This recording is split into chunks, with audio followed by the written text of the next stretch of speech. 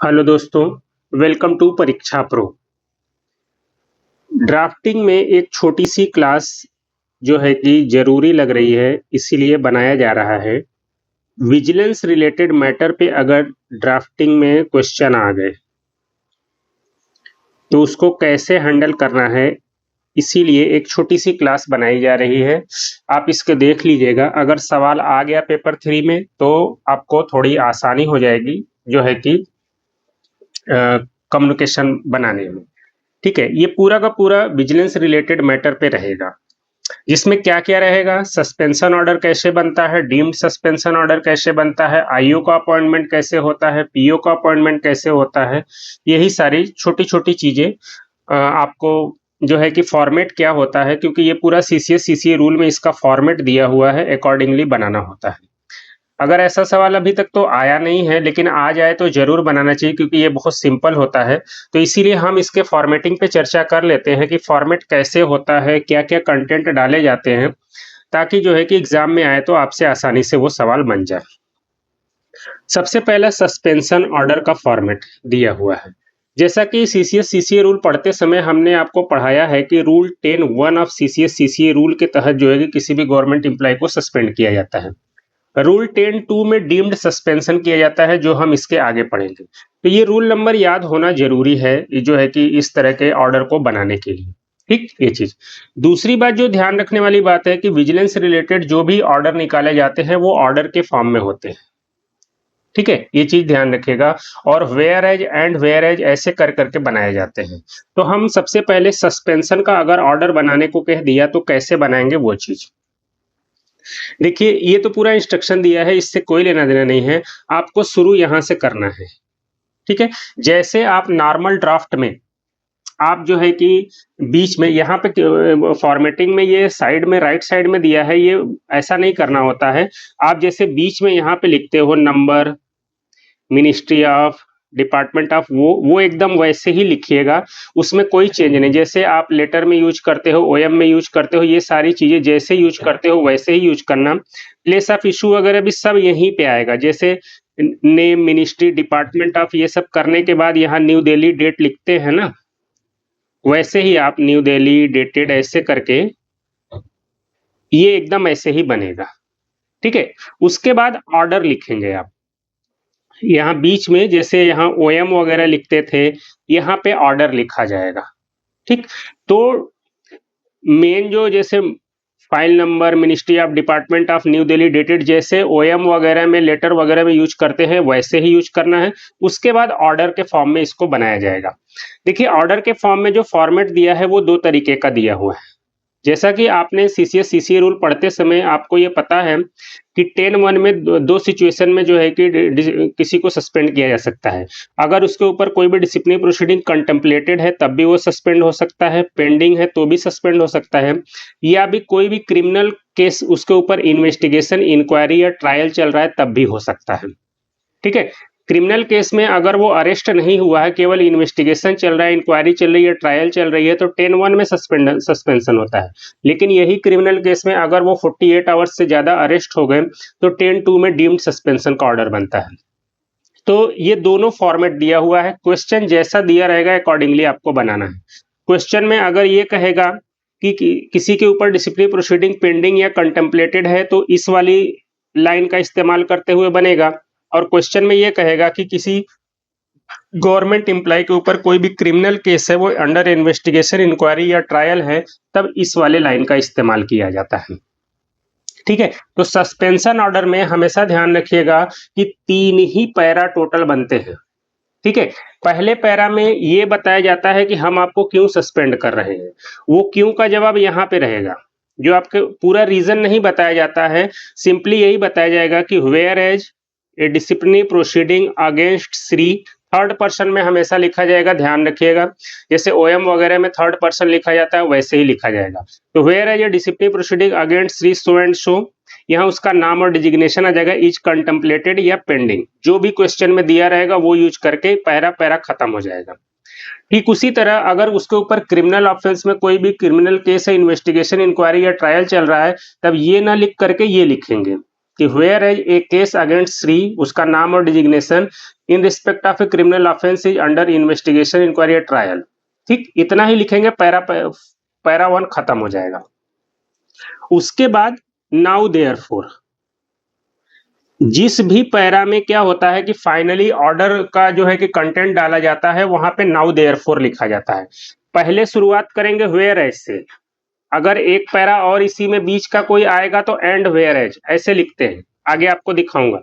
तो पहले पैरा में वेयर एज डिसिप्लिनरी प्रोसीडिंग अगर पेंडिंग कंटेम्पलेटेड है तो वो लिख देंगे, वेयर एज अगर क्रिमिनल ऑफेंस में कोई भी केस इन्वेस्टिगेशन इंक्वायरी ट्रायल है तो वो लिख देंगे। उसके बाद नाउ देयरफॉर, अगर प्रेसिडेंट ही कॉम्पिटेंट अथॉरिटी है तो प्रेसिडेंट लिखेंगे, प्रेसिडेंट के अलावा कोई दूसरी अथॉरिटी है जो सस्पेंड करने के लिए जो है इंपावर्ड है और सस्पेंड कर रहा है तो अंडरसाइंड लिखेंगे।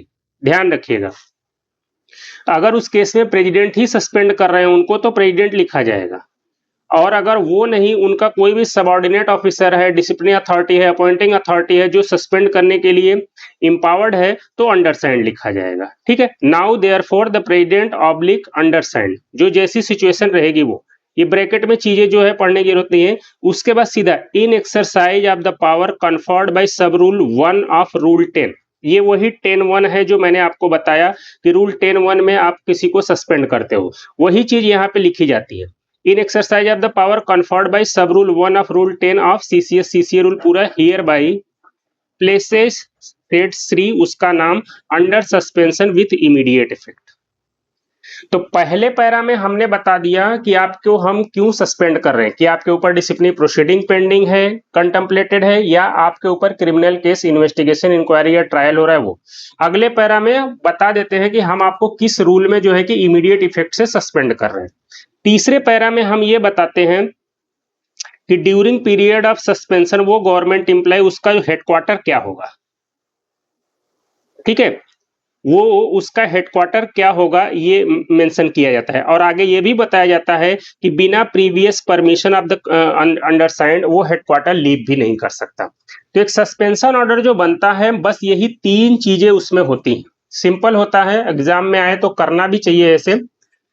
सिंपली आप जैसे शुरू करते हो, ड्राफ्ट लिख करके मिनिस्ट्री ऑफ डिपार्टमेंट ऑफ, मतलब number, ministry department new Delhi dated करके बीच में ऑर्डर लिखिए, कोई सब्जेक्ट नहीं रहेगा इसमें, और वही whereas a disciplinary proceeding pending है तो वो लिखिए, या क्रिमिनल केस इन्वेस्टिगेटेड है तो वो लिखिए। फिर अगले पैरा में नाउ देयरफॉर, प्रेसिडेंट है तो प्रेसिडेंट लिखिए, अंडरसाइंड है तो अंडरसाइंड, किस रूल के तहत एक तरीके से उनको सस्पेंड किया जा रहा है वो मेंशन करते हुए लिख दीजिए कि वो उनको इमीडिएट इफेक्ट से सस्पेंशन किया जा रहा है।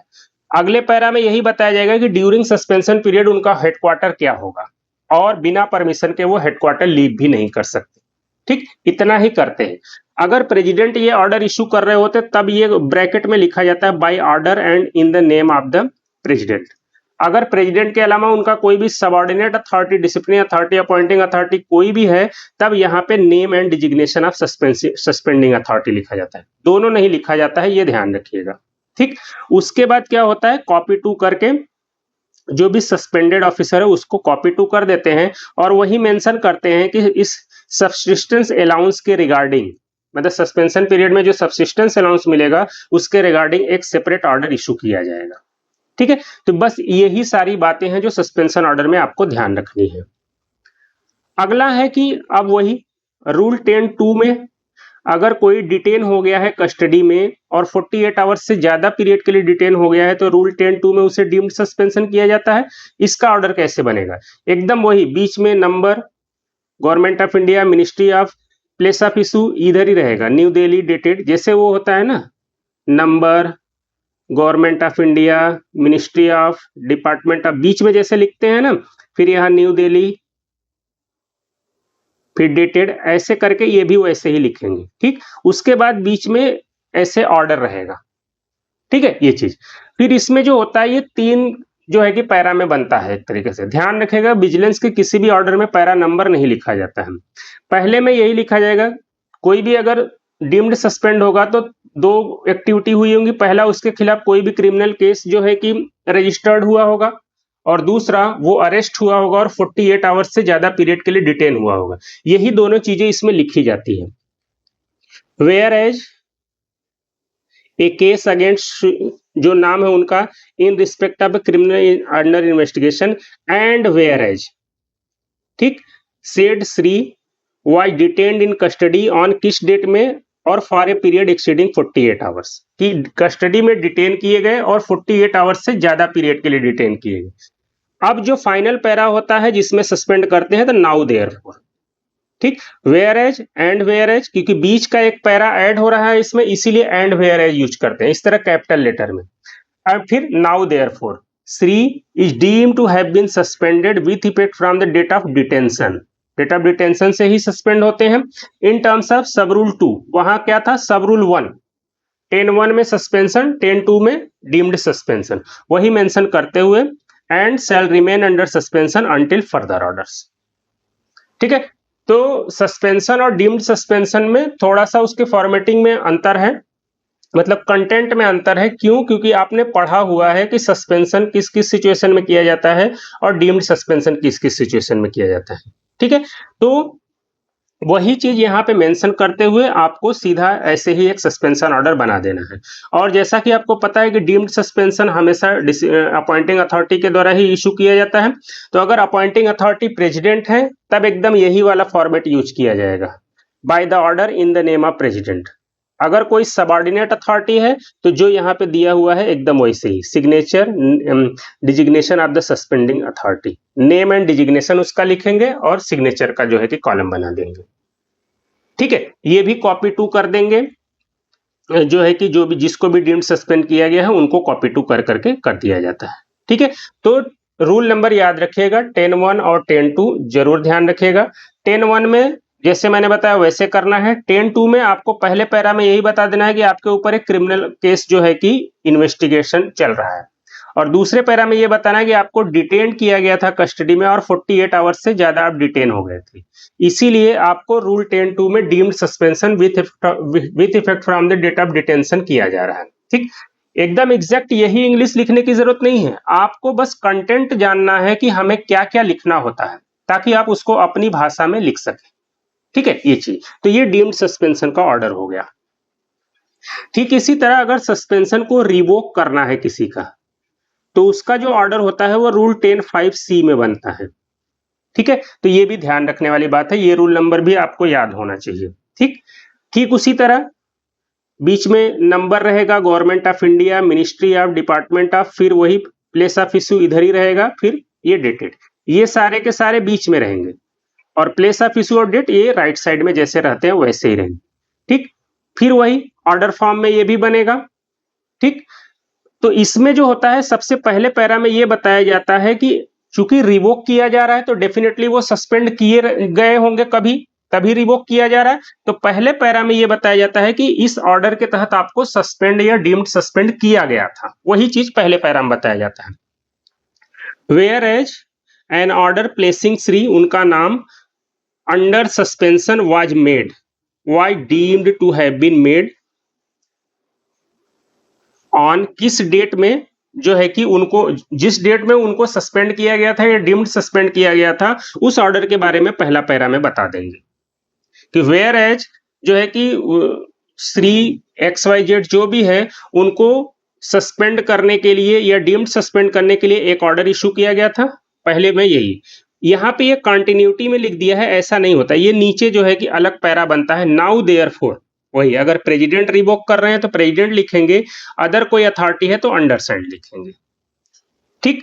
और उसके बाद वही in exercise of the power conferred by class C of sub rule 5 of rule 10 rule 10 of 10(5)(c) के तहत पावर जो दिया गया है उसके तहत जो है उनका जो here bye revoke the said order suspension with effect from with immediate effect. तो केवल दो पैरा का एक तरीके से रिवोकेशन ऑर्डर बनता है। पहले पैरा में यह बताया जाता है कि इस ऑर्डर के तहत आपको सस्पेंड या डीम सस्पेंड किया गया था इस डेट से। अगले पैरा में यह बताया जाता है कि अंडर साइंड या प्रेसिडेंट इस रूल के तहत आपको इमीडिएट इफेक्ट से सस्पेंशन आपका रिवोक कर रहे हैं। रूल क्या है? Rule 10(5)(c) of CCS CCA rule, ठीक। केवल दो पैरा का रिवोकेशन ऑर्डर इस तरीके से बनता है। ऑर्डर करने वाला अगर प्रेसिडेंट है तो ब्रैकेट में ऐसे ही रहेगा, by order and in the name of president, ठीक, अगर कोई दूसरा अथॉरिटी है तो उसका नेम एंड डिजिग्नेशन जो है कि उसको मेंशन किया जाएगा। फिर कॉपी टू कर दिया जाएगा किसको किसको, पहला जिसको सस्पेंड किया गया था उसको, दूसरा अगर अपॉइंटिंग अथॉरिटी को करना है, क्योंकि अगर आप ये ऑर्डर इशू करने वाला अपॉइंटिंग अथॉरिटी नहीं है तो अपॉइंटिंग अथॉरिटी को भी कॉपी दे देते हैं। बस यही दो तक कॉपी रखना है, आगे का जो है कि जरूरी नहीं। ठीक है, तो रिवोकेशन ऑर्डर जो होता है वो दो पैरे का ही बनता है। पहले पैरा में बस ये मेंशन करना है कि किस ऑर्डर के तहत आपको सस्पेंड या डीम्ड सस्पेंड किया गया था। अगले पैरा में ये बताना है कि इस नाउ देयरफॉर इस रूल के तहत जो है कि अंडरसाइंड या प्रेसिडेंट आपके सस्पेंशन को इमीडिएट इफेक्ट से रिवोक कर रहे हैं। बस इंग्लिश आपको अपनी लैंग्वेज में लिखना है, एकदम एग्जैक्टली यही नहीं छापना है, ये ध्यान रखिएगा। तो ये हो गया रिवोकेशन ऑर्डर। अगला यही है कि अगर किसी को आईओ अपॉइंट करना है, इंक्वायरिंग अथॉरिटी, तो उसका ऑर्डर क्या होता है, एकदम वही रहेगा, number, government of India, ministry of, ये सब बीच में रहेंगे। फिर ये प्लेस ऑफ इशू और डेट एकदम इधर राइट में रहेंगे। ठीक है, ये चीज यहां पर भी ऑर्डर रहता है बीच में, ये यहां पे नहीं दिया हुआ है लेकिन ये बीच में ऑर्डर रहता है। ठीक है, ये टोटल 3 पैरा का ऑर्डर होता है। पहले में ये बताया जाता है वेयर एज कि आप गवर्नमेंट एम्प्लॉय के ऊपर रूल 14 में एक जो है कि इंक्वायरी जो है कि चल रही है। पहले पैरा में ये बताया जाएगा कि whereas an inquiry under rule 14 of CCS CCA rule is being held against Shri so and so. बस क्योंकि रूल 14 है तभी तो उसको जो है कि इंक्वायरी होगी और उसको जो है कि इंक्वायरी ऑफिसर अपॉइंट करने की जरूरत है। तो पहले पैरा में यही बताया जाएगा कि आपके ऊपर रूल 14 के तहत एक इंक्वायरी चल रही है। फिर अगले बारे में बताया जाएगा एंड वेयर एज जो प्रेसिडेंट है या अंडरसाइंड मतलब जो डिसिप्लिनरी अथॉरिटी है वो उसको लगता है कि जो है कि एक इंक्वायरी अथॉरिटी अपॉइंट करने की जरूरत है ताकि जो चार्जेस फ्रेम किए गए हैं गवर्नमेंट एम्प्लॉय के ऊपर उसकी इंक्वायरी हो सके। And whereas the president understand considered that the an inquiry authority should be appointed to inquire into the charges framed against the state Shri so and so। मतलब पहले पैरा में ये बताना है कि रूल 14 के तहत आपके ऊपर एक इंक्वायरी चल रही है। दूसरे पैरा में ये बताना है कि प्रेसिडेंट या अंडरस्टैंड को ऐसा लगता है कि एक इंक्वायरी अथॉरिटी अपॉइंट करने की जरूरत है ताकि आपके ऊपर जो लगाए गए चार्जेज हैं उनकी प्रॉपर इंक्वायरी हो सके। ठीक, फिर फाइनल पैरा में वही नाउ देयरफॉर। ठीक है, अब ये ध्यान रखिएगा कि किस रूल के तहत जो है आईओ का अपॉइंटमेंट होता है, तो रूल 14(2) के तहत होता है। तो जैसे वहां लिखते थे ना in exercise of the power of rule 10(1), ऐसे यहाँ नाउ देयरफॉर द प्रेसिडेंट या undersigned in exercise of the power conferred by sub rule 2 of the said rule मतलब रूल 14 hereby appoints श्री, जिसको वो आईओ अपॉइंट करता है, appoints as the inquiring authority to inquire into the charges framed against Shri so and so. CO का नाम यहाँ लिख दीजिए। ठीक है, तो आईओ का जो अपॉइंटमेंट होता है वो इसी 3 पैरा का जो है कि एक ऑर्डर बनता है। पहले में ये बताया जाएगा कि आपके ऊपर रूल 14 में एक इंक्वायरी चल रही है। दूसरे में ये बताया जाएगा कि प्रेसिडेंट या डिसिप्लिनरी अथॉरिटी को अंडरसाइंड को ये लगता है कि एक इंक्वायरिंग अथॉरिटी को अपॉइंट करने की जरूरत है ताकि आपके खिलाफ जो चार्जेज लगाए गए उसकी इंक्वायरी हो सके। थर्ड पैरा में ये बताया जाएगा नाउ देयरफॉर करते हुए कि किस रूल के तहत और किसको इंक्वायरी ऑफिसर के तौर पे अपॉइंट किया जा रहा है। ठीक, वैसे करके फिर वही प्रेसिडेंट ने ऑर्डर इशू किया है तो ब्रैकेट में से by order and in the name of president किया जाएगा, या कोई दूसरा अथॉरिटी है तो designation of the competent name and designation करके यहाँ पे मेंशन कर दिया जाएगा। कॉपी 2 में किसको किसको कॉपी जाएगा, ये गवर्नमेंट सर्वेंट जो सीओ है उसको कॉपी जाएगा और इंक्वायरिंग अथॉरिटी जो है उनको कॉपी जाएगा। ध्यान रखिएगा ये कॉपी पीओ को नहीं जाता है। ठीक है, क्यों नहीं जाता है, क्योंकि पीओ के अपॉइंटमेंट से पहले ही आईओ का अपॉइंटमेंट किया जाता है, इसीलिए कॉपी 2 में जो है कि पीओ का नाम नहीं आता है। ठीक है, तो ये केवल 2 लोगों को कॉपी 2 किया जाता है, ये तीसरा की कोई जरूरत नहीं है, ये डेपुटेशन के केस में इस्तेमाल किया जाता है। ठीक है, तो ये 3 पैरा का एक तरीके से आईओ का जो है कि ऑर्डर बनेगा।